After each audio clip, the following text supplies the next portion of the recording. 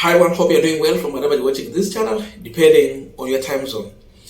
The finance bill discussion is now going on in the National Assembly, and we are worried on the manner in which members of parliament might vote on that bill. We can't trust these members of parliament because they are easily being bought, harassed, intimidated to take William Ruto's position. If you have voted on Ruto's party, you will be intimidated to vote on that side. If you are in Kenya Kwanza coalition and not in Ruto's party, ameweka hapa na pale kwa committee, you will be intimidated. And when you are in Azimio, you will be coerced. You will be paid so that you can support this dangerous financial bill. But Raila told us that if this bill is going to be passed in the National Assembly, then Kenyans should come out in the bigger assembly of the entire people of Kenya to reject William Ruto and his bill through super massive mass action. That's why we are still bringing here the discussion about financial bill. It will not end in the National Assembly, it will end in the People's Assembly. So we have Plan B after Plan A. Ruto should not think that this game is going to end at the National Assembly. And that's why we are bringing here the discussion about subsidizing farm input. Ruto told us that he will not subsidize consumption. Na akatoa subsidy on basic commodities. Unga, kwenye sukari, vitu za kawaida. He removed. And he said he's taking that subsidy on agriculture, farm input. The tools zinatumika kwa mashamba. We talk about pharmaceuticals. You talk about seed. You talk about fertilizer and all those things. You can mention them. Hata kwa wafugaji wa ng'ombe.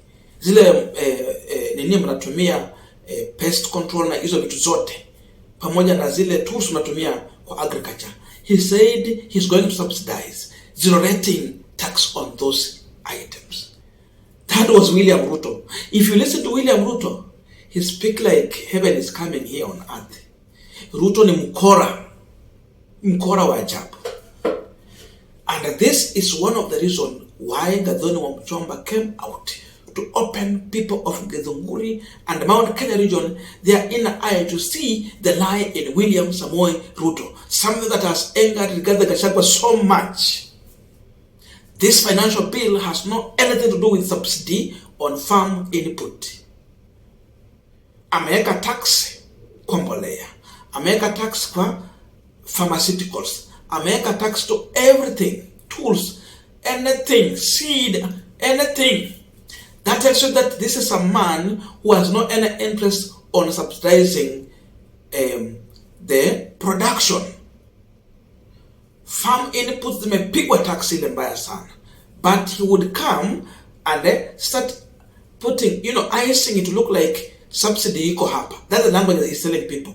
But there is hidden agenda there. No subsidy. Listen to Gathoni Wamuchomba deconstructing Ruto and Gachagua on the issue of subsidy.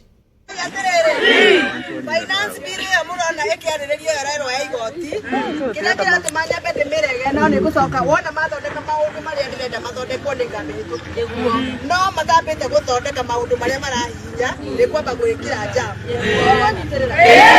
tondu riri irio ukugitwa kuri wiro ria munene muno tuwi ni wa iria ng'ombe na iria ekwete na tikwa wiro mundu koragwo naguo ni na macani Igosiria kirigasa ria indo cia kirigasa rira retagwo VAT on agricultural input. Finance bill yo raigwa tukirehera fujo nekirite igoti na tena indo icio iturite itari igoti 16%. Ogwo ni kuonania ndoere tukua nayo ile tukitwara ndiri mugura thiko pesa cigana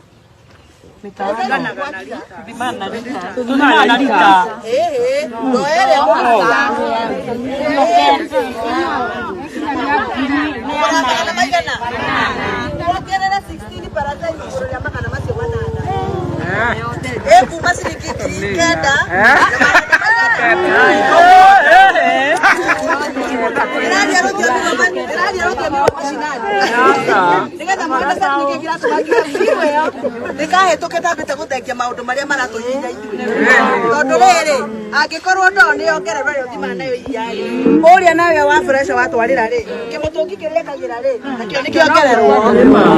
Gari ĩrĩa kuaga itangi rĩrĩa rĩkuaga iria rĩagire narĩo nĩrĩongerera wathira gũthiĩ yongereire mũtũrĩre ũthiĩ nginya macini ĩrĩa ya fresh ĩkũrĩa ĩrĩa mekaga maintenance nĩ mareka maintenance macini ĩyo tondũ ĩna goro nĩyongerera 16%.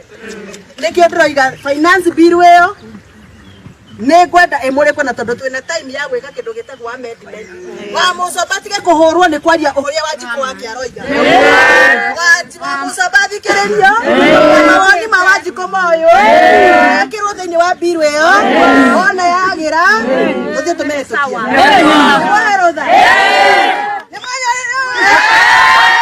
The person who exposed William Ruto financial bill properly on the issue of subsidizing agriculture is one, John Mbadi. John Mbadi was on Citizen TV and he expanded on that issue properly on how Ruto is lying to Kenya in terms of how he's helping to make sure that production is subsidized so that we have in plenty, and then we sort out the issue of high cost of living in terms of food, that's consumption. How to subsidize consumption, to subsidize production. Listen to John Mbadi properly, then you will understand that farmers have nothing to smile about in this financial bill. It is meant to strangle farmers. And that means expect high cost of food because the input has been taxed. I think you should read this bill very carefully. If you are telling Kenyans that fertilizer has been exempt, that pharmaceuticals have been exempt, that agricultural products have been exempt, so Kenyans are going to feel good, then you may not, probably then you don't know the difference between zero rating and exemption. Zero rated commodities are cheaper. What Uhuru has left, let me now use it casually. What is currently obtaining? You go to zero rated supplies. Fertilizer is one of them. And that is being deleted by paragraph 24. You are removing fertilizer from zero rating to exempt. So fertilizer was not being taxed. It is now being exempt from tax, yet it was zero rated. You are making it more expensive. The same, and I mean, you can read, you have this page 344, zero rated supplies. Fertilizer was one of them. The other one was inputs of raw material locally purchased or imported for manufacture of fertilizers. That was also being zero rated. Now what Kenya Kwanza is doing is to take them to exempt, making them more expensive. And you are sitting here telling Kenyans on camera that you have removed taxes. This kind of deception should stop. And you know, our people should not be this gullible. But thank God some of us are here. Pharmaceutical products, just go up here. Agricultural pest control product was zero rated. It is now taken to exempt. You are making it more expensive. Pharmaceutical products were zero rated. Now you are taking them to exempt, and people are lying to you because they want you to support this bill. The treasury mandarins are lying to you, and you have no time to read these things. When you are reading finance bill, you go to the Finance Act as well. Read them together. And you know, life has been made easier for us because the sections that are being amended are attached here. So I got really, that's why I said, oh my God, because the deputy leader of majority is coming to mislead Kenyan that fertilizer is going to be cheaper. In fact, that is one of the reasons I have for asking what is really the policy direction of Kenya Kwanza. If they want to make fertilizer, they are subsidizing fertilizer, but they are making it more expensive. I wish we could go to the details of this finance bill. Yeah. But is it perhaps it's a bit more important to elaborate the difference between zero rated and exemption? Zero rated is simple. When a commodity is zero rated, let me give a very good easy example. When the first definition is zero-rated commodities, you claim input tax. When a commodity is exempt, you will not charge VAT, but you don't claim input tax. And therefore, the input tax make the price of that commodity more expensive. I will give you an example with this table. If this table is exempt from tax, then it means when you are selling it, you are not charging VAT. But all the VAT you paid in getting wood to make the table, getting nails to make the table, and any other things, glue, you will not claim it. That is exempt. In zero rating, if the table is zero rated, you charge zero tax, meaning you are not paying VAT. But again, all the tax that you paid on wood, on nails, on glue, everything to make this table, you are allowed to claim. Therefore, the table becomes more cheaper. So zero-rated commodities are cheaper than exempt commodities. Now, what my friend is telling Kenyans is the moment a commodity appears under exempt, then that is good news. It is not good news when the same commodity was initially zero-rated. If it was vertible, then it becomes cheaper, and we should laugh and clap for you. But you are telling us commodities which were zero-rated, which were then cheaper, and you are making them more expensive by removing them from the zero-rated category, which is Schedule 2 to the VAT Act, and you're taking them to Schedule 1, which is exempt commodities. You're making life impossible for Kenya. And by the way, besides just the ones I've mentioned, do you know they are taking now maize flour, cassava flour, wheat flour are going to be taxed, are going to be charged VAT. What is this? What are we trying to do as a country? Now we are continuing the panel discussion, but that's a quick request for those who are watching and you are not yet subscribed. Please consider subscribing. To our returning subscribers, I must say thank you so much, and again to all our viewers, please give this video a thumbs up. Thank you so much, and back to this discussion. Now, after listening to Gathoni Wamuchomba, and then you do a comparison on what John Mbadi is trying to pinpoint out in the financial bill, it tells you one thing. Uhuru had an interest in helping farmers. Uhuru zero-rated farm inputs. Tax ilikuwa chini huko, sasa zingine haikuwa. That's why I was wondering when I saw Ruto saying that he's subsidizing fertilizer at low cost. So fertilizer came to this country from Russia free. Kazi yao tu ilikuwa ni kutengeneza hiyo fertilizer so that kukue na different types kama ile ya kutopress na nini hivyo. So some fee, little fee to be charged on that. But they ended up charging higher compared to what Uhuru offered in his last term in office somewhere in April. 2022 April, naongelea hiyo. What CS for Agriculture Munya gave Kenyans in terms of subsidy was cheaper to what Ruto told the Kenyan that he's giving a subsidy when he was in power. So I was wondering which one is subsidy? Which one is cheap?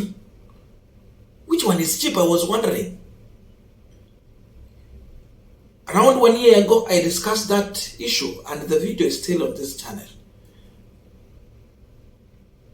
So now you can see this man is a serial liar. He's convincing Kenyans on things that are not there in his financial bill. Ruto has no any interest to subsidize production. Utaona wakulima ni kama wanasherekea wakiambia hiyo maneno mazuri. No wonder Gachagua is telling Kenyans we are coming on the ground to explain to you how this financial bill is important to you. Because they want to lie to them, to confuse the electorate to buy into lies. These people are good at confusing people. It is high time to listen to the voice that is speaking the truth. They want to come and tell you that in this financial bill, agriculture has been subsidized. It will be cheap. But when you look deeper into it, you see what John Mbadi is pointing out. You see what Gathoni Wamuchomba is talking about. No wonder Gachagua was not happy with the Gathoni Wamuchomba, because Gathoni Wamuchomba was exposing this financial bill to tell people the truth. And John Mbadi deconstructed the lie in the financial bill. He exposes people. And now you have to know the truth. Ukinunua jembe, utanunua kwa bei kali. Ukienda kununua mbolea, jipanga kununua kwa bei kali. Seed, nunua kwa bei kali. Mambo ya pharmaceutical, ukienda tu kwa agrovet huko, vitu zitakuwa bei kali. Kuliko wakati wa Uhuru Kenyatta. What do you expect? Don't expect the price of unga to come down even after this financial bill. Anticipate for high cost of living, because they are making production so much expensive. There's no one who will work for a loss. If that's the way to go, even farmers will abandon farming. Then what will happen at the end of the day? So farmers have nothing to celebrate in this financial bill. That's the naked truth. It should be rejected.